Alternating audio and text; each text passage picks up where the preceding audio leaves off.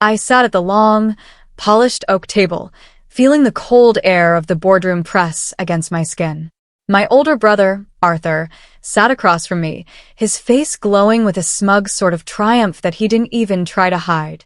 For years, I had worked 18-hour days to build Hale Systems from a messy garage startup into a tech giant that handled logistics for half the country.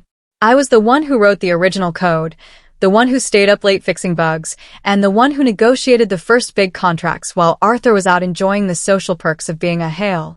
But today was different. Arthur had spent the last 6 months whispering in the ears of our board members and manipulating our private investors.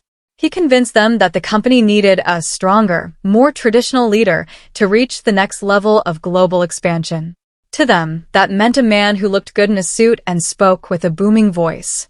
As the final legal documents slid toward him, my fingers pressed hard into my palms under the table, my nails leaving small red crescents in my skin. Arthur picked up the heavy fountain pen and signed his name with a flourish, his signature large and messy, covering half the line. Finally, Arthur said, leaning back in the executive leather chair that I had picked out 3 years ago. Something in this family is actually going to run properly now. He let out a short, sharp laugh, and I saw a few of the board members chuckle along with him, nodding their heads in agreement. I felt a sharp sting in my chest, a mixture of betrayal and pure disbelief, but I forced my face to remain perfectly calm. I didn't want to give him the satisfaction of seeing me cry or lose my temper. He thought he had just won the ultimate prize, but he was blinded by his own ego. He had just signed control of a massive, complex machine that was literally designed to fail without my specific digital fingerprints. The company was a living organism of code and data, and I was its heart. In his rush to snatch the crown, Arthur had been incredibly careless. He had skimmed through the massive stack of legal papers, looking only at the parts that gave him the title of CEO and the majority of the voting shares. He completely missed the one single page at the very bottom of the stack, the page that contained the core governance clause. That page was my insurance policy, and it proved that his victory was nothing but a fragile illusion. The betrayal hadn't happened all at once. It was a slow, painful process that had come to a head just hours earlier. I had walked into the office that morning expecting a routine meeting about our new European expansion and the progress we were making with our latest investors. Instead, I found a room full of stony faces and a brother who had spent weeks behind my back securing control. He had used our family name to sway the older board members, telling them I was too emotional or too focused on the tech to handle the big-picture business decisions.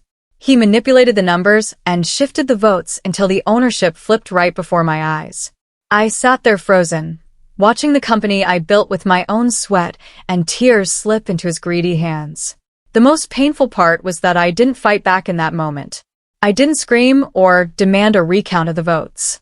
I just sat there and let it happen, watching him celebrate a victory he hadn't earned. I knew that if I fought him then, I would look like the unstable leader he claimed I was. I needed him to think he had won completely, so he wouldn't look for the traps I had set. That evening, we met for a family dinner that felt more like a victory parade for Arthur than a meal. He sat at the head of the table, retelling the story of the boardroom takeover as if it were a heroic military campaign. "Vanessa is brilliant, of course," he said smoothly, cutting into his steak with aggressive precision. "She's a great coder, one of the best. But leadership? That's a completely different game. It requires a certain presence." He looked around the table for approval, and my parents just sat there quietly, looking down at their plates. They had always been intimidated by Arthur's loud personality, and they didn't know how to stand up for me without causing a scene. I lowered my gaze, picking at my food, all too familiar with this narrative. Since we were kids, Arthur was the one who got the trophies and the applause for doing the bare minimum, while I was the one in the background making sure everything actually worked. He truly believed his own lies, and he thought I was finally in the place where I belonged, tucked away and out of sight. He didn't realize that being in the background gave me a view of the entire playing field that he would never have. When I finally got back to my apartment, the silence was a relief after the noise of Arthur's bragging. I sat down at my desk and opened my laptop, the blue light reflecting off my glasses. I didn't go to a social media site or a news outlet. Instead, I logged into a hidden, encrypted server I had built years ago.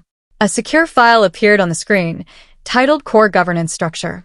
I scrolled through the pages of legal jargon and technical specifications, my heart beating a steady rhythm in my chest. I stopped when I reached the final clause, the one buried deep within the operating system's legal framework. It was a small paragraph, written in plain language, but with massive legal consequences. It was the one detail that neither Arthur nor his expensive lawyers had noticed during their hurried takeover. This clause stated that for any major system-wide update or structural financial change, the digital signature of the original creator, me, was required to bypass the security firewalls. Arthur had the title, he had the office, and he had the board's support. But he didn't have the keys to the engine room. Without my final signature, the company was essentially a very expensive car with no spark plugs. Arthur had spent his entire life being the loud one. He was the one people noticed the moment he walked into a room. He was dominant, admired for his confidence, and always took the credit for any success our family had. I was the complete opposite. I built things quietly.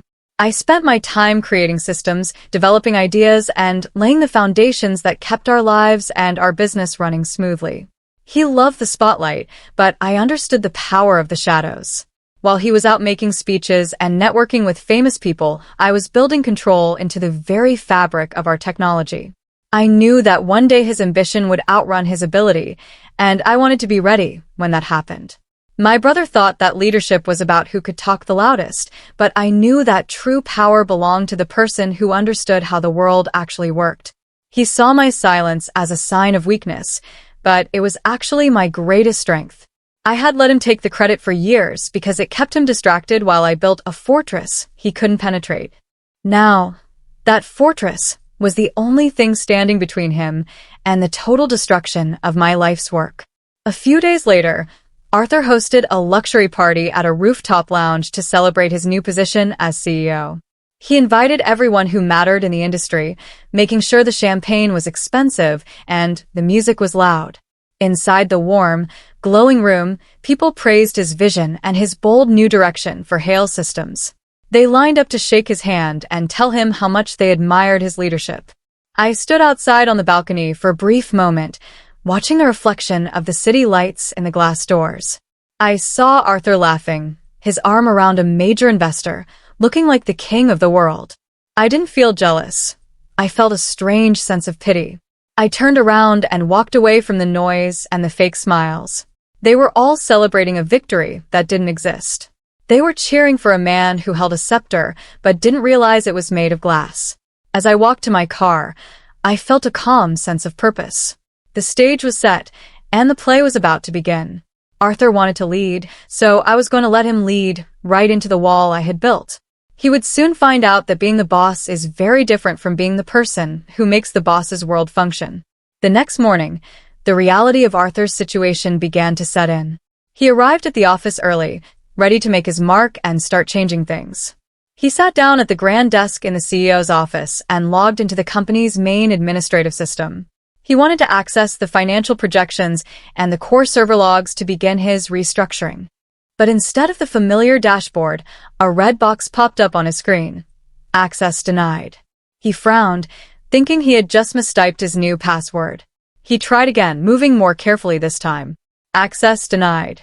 He pounded his fist on the desk and tried a third time, his face turning a dark shade of red. Denied. Across town, in the quiet safety of my own apartment, I sat with a cup of tea and closed my laptop. I had received the notification of an unauthorized access attempt on the core servers. My system was doing exactly what it was designed to do. It recognized that the person trying to take control didn't have the necessary clearance level. Arthur thought that a legal document signed on paper was the same thing as a digital key. He was wrong. In the digital world, the only thing that matters is the code, and the code didn't know who Arthur Hale was. By midday, the first fractures in the company began to appear. Because Arthur couldn't access the core administrative tools, the automated systems began to stall. Data reports that were supposed to be sent to our biggest clients were stuck in the queue. Logistics schedules for our shipping partners started failing, leading to delays across the entire network. Clients began calling the office, their voices filled with frustration and confusion. Arthur was in a panic, calling the IT department and demanding answers. But the IT team didn't have any answers for him. They hadn't built the core architecture. I had. I was the only one who understood the deep layers of the system's security. The engineers I hired were brilliant, but they only handled the outer shells of the software. The brain of the company was a black box to everyone but me. Arthur was screaming at people to fix it, but you can't fix something you don't understand. The company was like a giant clock that had suddenly stopped ticking, and Arthur was trying to restart it by hitting it with a hammer. Every move he made only made the problem worse, as the security protocols interpreted his frantic actions as a cyber attack. Later that evening, there was a loud, aggressive knock at my apartment door. I knew exactly who it was before I even looked through the peephole. I opened the door to find Arthur standing there, his tie loosened and his hair a mess. He looked exhausted and angry. "I need you to fix something," he said, pushing his way into my living room without waiting for an invitation. He didn't say hello, and he didn't apologize for the way he had treated me. He just expected me to jump up and solve his problems, just like I always had. I tilted my head slightly, looking at him with a calm expression that seemed to irritate him even more. "You mean my system?" I asked, my voice low and steady. The word "my" hit him harder than I expected.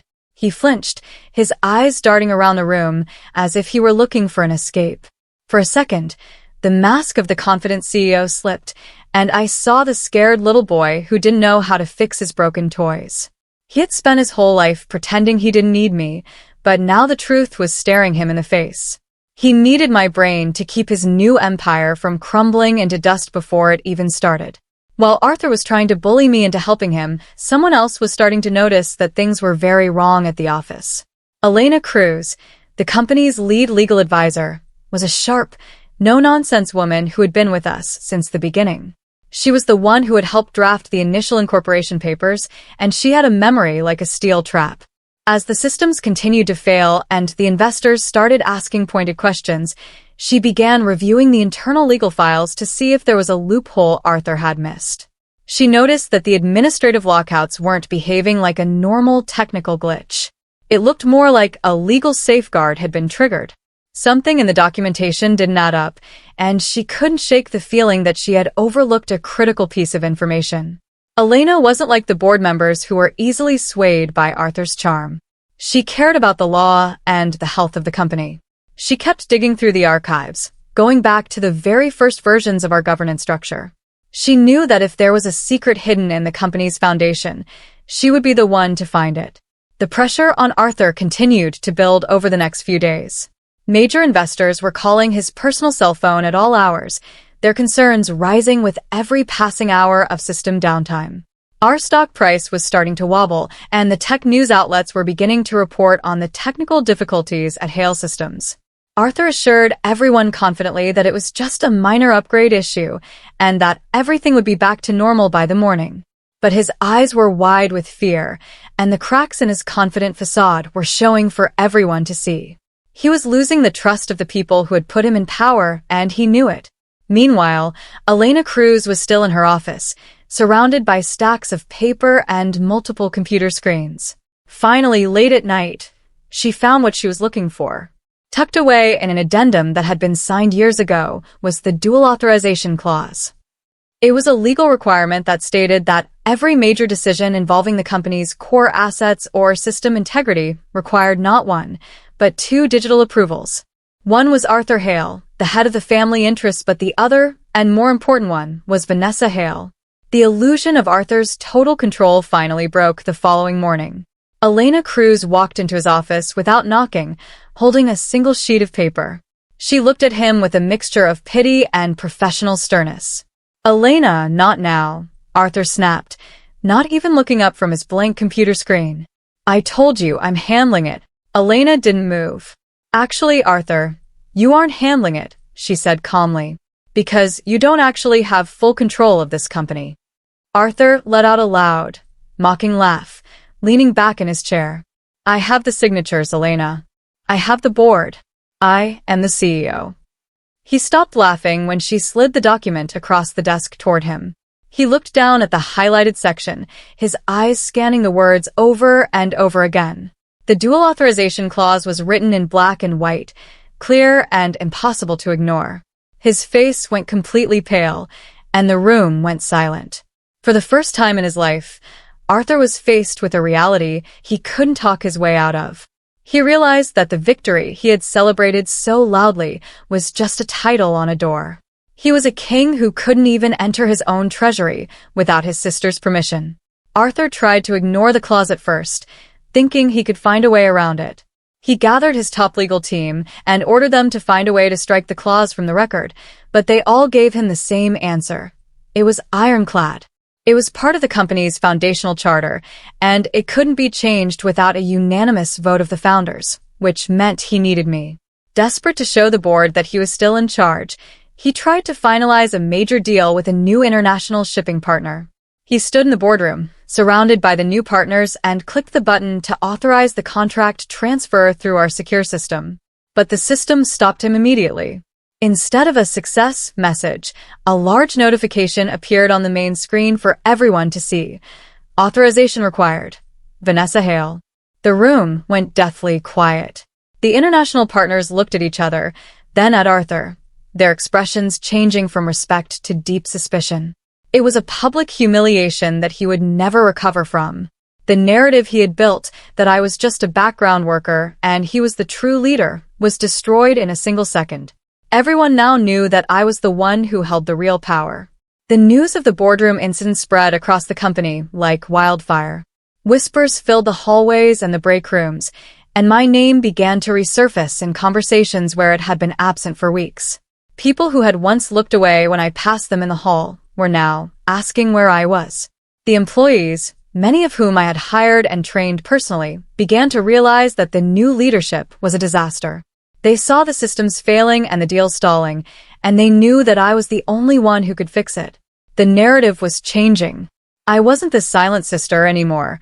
I was the missing founder. I remained at home, watching the chaos from a distance, waiting for the moment when Arthur would be forced to face the truth.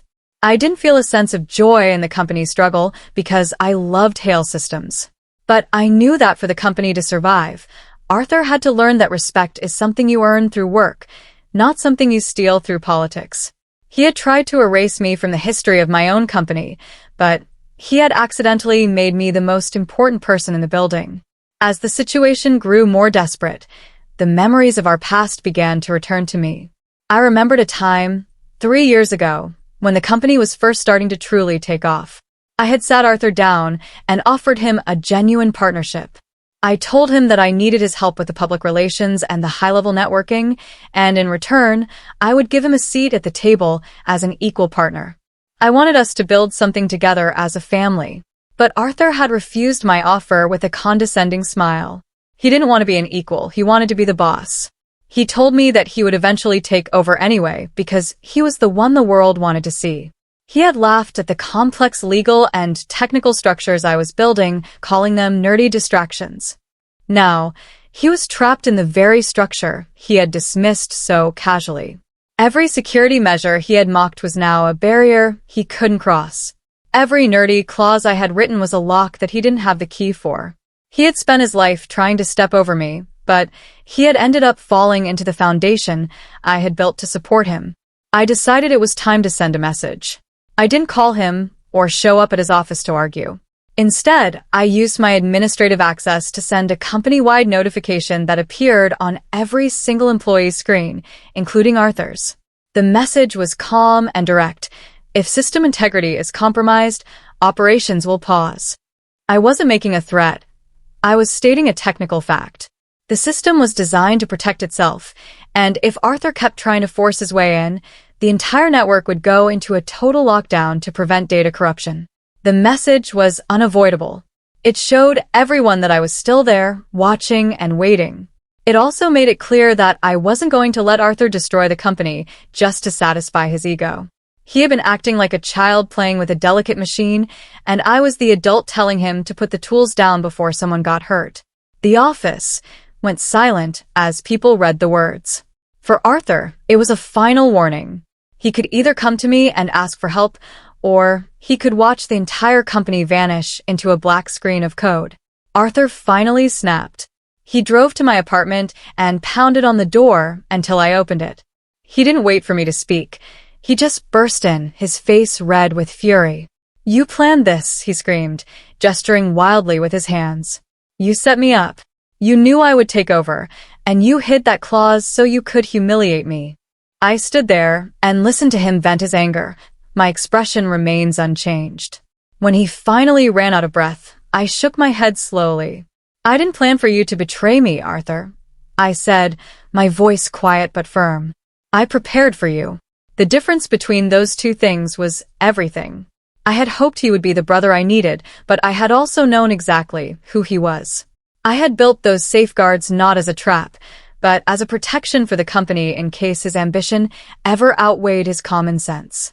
He hadn't been set up. He had simply walked into a situation he wasn't smart enough to understand. He wanted the power, but he didn't want the responsibility of knowing how that power actually worked. Now, he was paying the price for his own arrogance. The board of directors finally realized they couldn't ignore the situation any longer. They called an emergency meeting, and this time, my presence was not just requested, it was demanded. Everything was on the line: our reputation, our contracts, and the very existence of the company. Arthur arrived first, looking like a man who hadn't slept in a week. He sat in the CEO's chair, but he no longer looked like he belonged there. When I walked in, the room went quiet. I didn't look at Arthur, and I didn't look at the board members who had voted against me. I just walked to the front of the room and opened my laptop, connecting it to the main projector. I wasn't there to beg for my job back, and I wasn't there to cry about betrayal. I was there to show them the reality of the business they thought they owned. The board members leaned forward, their faces filled with anxiety. They knew that whatever happened in the next hour would decide the future of Hale Systems. I felt a strange sense of peace as I looked at the familiar code on my screen. This was my world, and I was finally ready to show everyone how it worked. I began my presentation calmly, my voice steady and professional. I didn't show any emotion as I walked them through the technical and legal reality of the company. I presented just the facts. I showed them the core governance structure, the automated security protocols, and the dual authorization clause that Elena Cruz had discovered. I explained that the company wasn't just a collection of assets and employees. It was a complex digital ecosystem that required specific, authorized inputs to function. I showed them how Arthur's attempts to bypass these systems had triggered the failures they were seeing. I didn't blame Arthur, and I didn't call him names. I just showed them the data. I showed them that a company built on code cannot be led by someone who doesn't understand the language. The board members listened in total silence, their eyes moving between me and the screen. They were seeing this silent sister in a completely new light. They were seeing the architect of their entire fortune.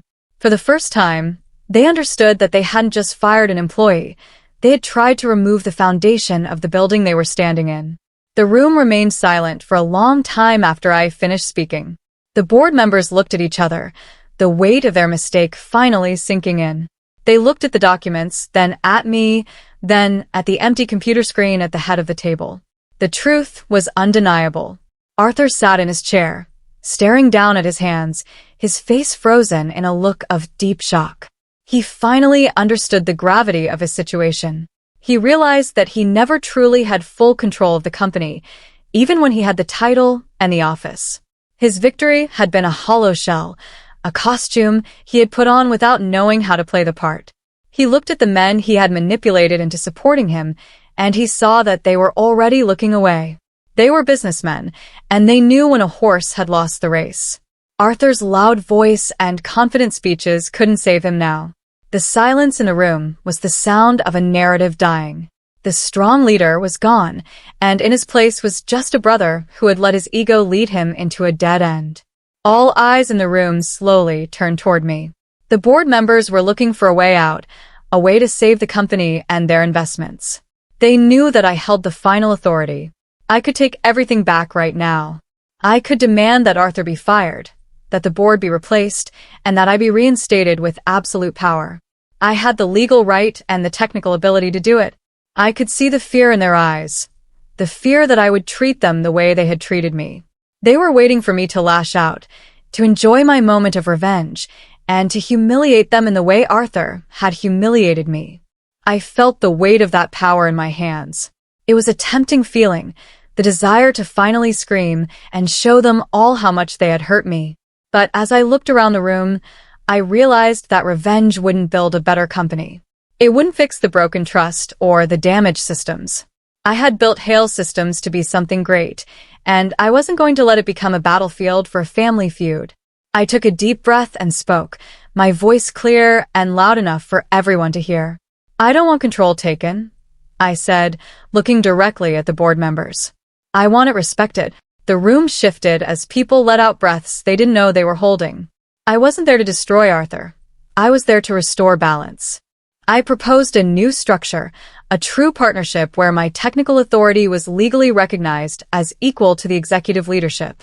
I told them that the systems would be restored the moment the dual authorization was officially written into every level of the company's operations.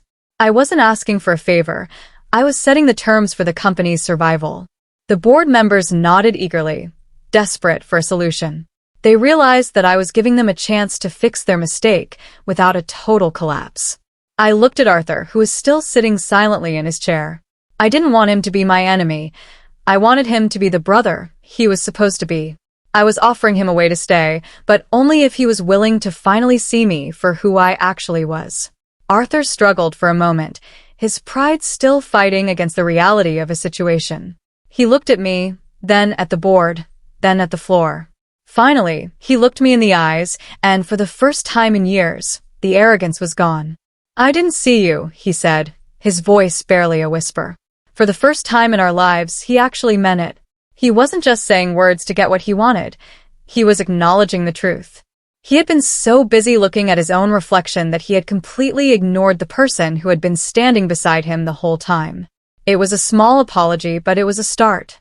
He realized that my quietness wasn't a lack of personality, but a sign of a deep, powerful focus. He understood that while he was chasing the applause, I was chasing the truth. The tension in the room began to melt away. We still had a lot of work to do to repair the damage he had caused, but the foundation was finally solid. We were no longer a sister in the background and a brother in the spotlight. We were two founders, finally standing on equal ground.